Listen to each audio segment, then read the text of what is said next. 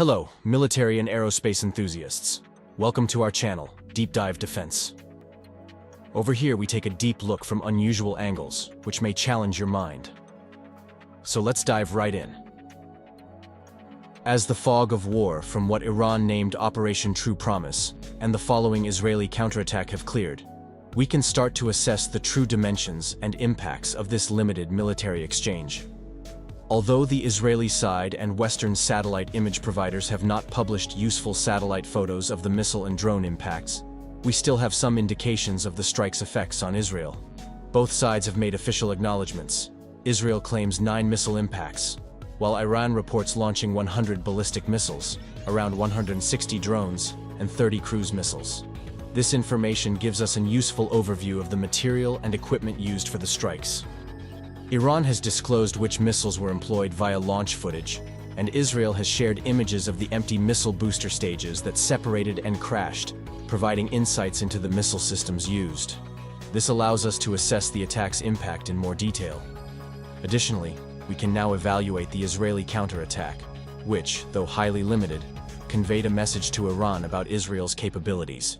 We can compare both strikes and examine the multifold military strategic dimensions of these attacks.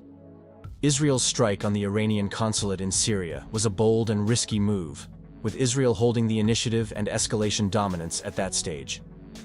This move followed previous actions, such as the killing of Iranian military personnel in Syria, making the assassination of a Quds Force General Mohammad Reza Zahedi an incremental step in their deterrence strategy. Israel needed to maintain deterrence as Iran and its allied forces of the resistance axis pressured Israel on multiple fronts with small, but persistent and painful strikes. Iran had effectively managed to outsource strikes on Israel to its regional allies, with the Israeli war on Gaza serving as the pretext to do so. A very uncomfortable situation from the Israeli perspective, given that Iran could do that without the harms of being actively part of a hot conflict. The employed saturation strategy by the so-called resistance axis fractions meant that the Israeli defenses had to remain constantly active and on alert, putting wear and tear on hardware and personnel. Instead of responding directly inside Iran or acknowledging responsibility for sabotage operations on Iranian soil, Israel decided to hit the Iranian consulate in Damascus as the major new escalation step. No responsibility was taken, but it was obvious that only Israeli jets launching standoff air-to-ground missiles could be responsible for the surprise attack on the consulate building. A proportional response from Iran could have been to attack an Israeli consulate in a third country, without taking responsibility. Since Israel never took responsibility for their sabotage operations on Iranian soil, Iran's decision to strike directly on Israeli soil and taking responsibility represented a very significant escalation. It totally switched the escalation dominance to the Iranian side, if a Israeli major response could be successfully deterred.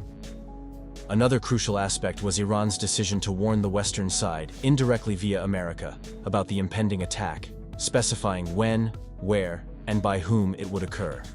Typically, an inferior adversary avoids announcing an attack, preferring to exploit the element of surprise. However, Iran aimed to acquire the escalation dominance for its side, and chose to announce its strike to assert its position.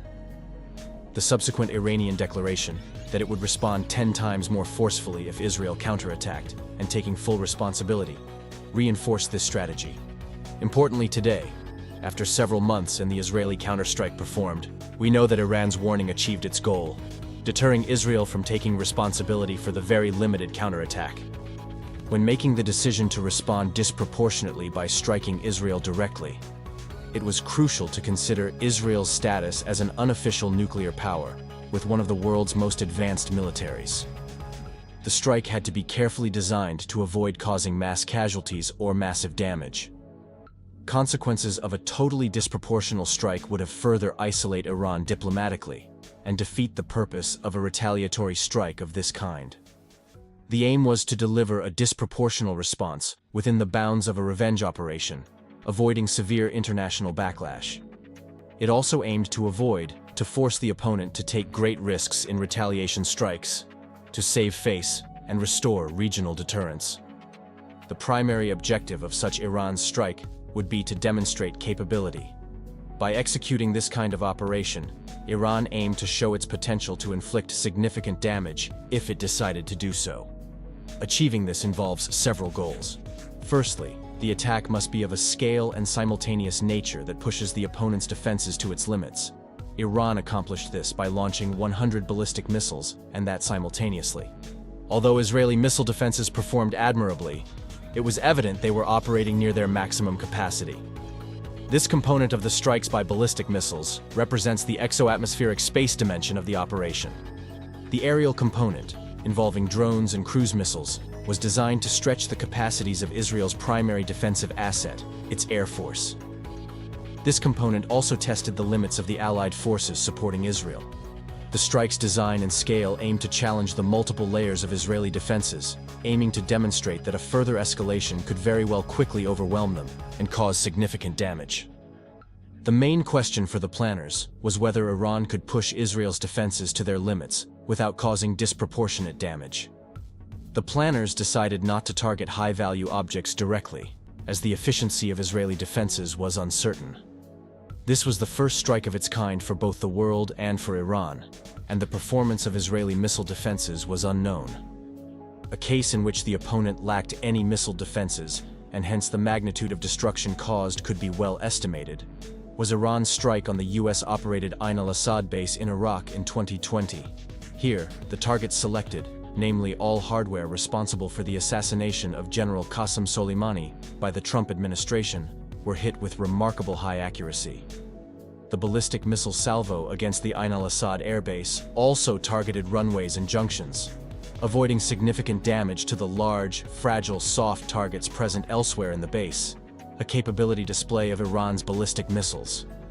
Therefore, against Israel, targets were selected to avoid massive damage to high-value assets or causing mass casualties. With 100 ballistic missiles, 160 drones, and 30 cruise missiles launched, the target selection had to be limited. Iran chose to strike 2 air bases and a key radar site in the Golan Heights, military targets that were well defended and harder to hit than population centers like Tel Aviv. The focus was on Israel's air force, as their most critical asset next to their nuclear forces. One detail, evident from satellite photos, is interesting in this context. It shows a missile hit on a runway section at Nevatim Air Base in the Negev Desert. The strike near several C-130 transport aircraft, causing shrapnel damage to one of them, mirrored an earlier attack on an Iranian Boeing 747 transport aircraft in Damascus in 2020. This could be seen as a deliberate tit-for-tat response to that major escalation by Israel, which previously avoided any harm to Iranian aircraft delivering cargo to Syria. The released satellite photos of the missile strikes of the Iranian operation don't reveal much more. To avoid escalation, the satellite photos came late, not showing the direct aftermath, and were partially obscured by clouds and of low quality. It's somewhat unclear if specific objects at the air bases were systematically targeted to demonstrate capability without causing excessive damage. The scale of the strike, involving a simultaneous or near-simultaneous launch of 100 missiles, showcased Iran's capabilities, which Western observers had previously questioned. Some US analysts estimated Iran's medium-range ballistic missile arsenal capable of reaching Israel at around 300 missiles. Thus, Iran demonstrated its ability to launch a significant number of missiles, and suggested that it could increase this tenfold if Israel struck Iran territory directly. Iran's change in the rules of engagement hence meant that the death of 7 Islamic Revolutionary Guards Force officers justified launching 100 heavy ballistic missiles. The aerial component, with drones and cruise missiles, added another 190 targets that required interception by fighter jets or air defenses. The drones and cruise missiles forced Israeli air bases to stay active, maintaining operational readiness under the menacing threat of shock-and-awe ballistic missile impacts. Thus, we observe a synergistic effect of the space and aerial components of the attack. Interestingly, the aerial component would usually not be used against an advanced adversary like Israel, in a state of non-degraded capabilities and with prior warning.